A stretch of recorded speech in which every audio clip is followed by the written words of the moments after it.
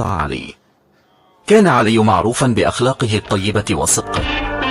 في يوم من الأيام وجد علي محفظة مليئة بالنقود في الشارع. بدلا من أن يحتفظ بها لنفسه قرر البحث عن صاحبها. ذهب علي إلى السوق وسأل الناس إذا كانوا قد فقدوا شيئا. بعد بعض الوقت وجد رجلا مسنا يبدو عليه القلق. سأل علي الرجل: هل فقدت شيئا؟ أجاب الرجل بحزن: نعم، لقد فقدت محفظتي التي تحتوي على كل مدخراتي. أخرج علي المحفظة من جيبه وسلمها للرجل. انهمرت دموع الفرح من عيني الرجل وشكر علي بحرارة. قال له: لقد انقذتني أيها الشاب، لن أنسى أبدا ما فعلته. ذاع صيت علي في القرية وبدأ الناس يتحدثون عنه كرمز للأخلاق العالية.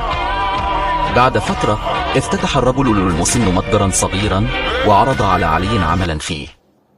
لم يكن علي يبحث عن مكافأة، لكنه قبل العرض بسعادة مؤمنا بأن الخير يثمر دائما.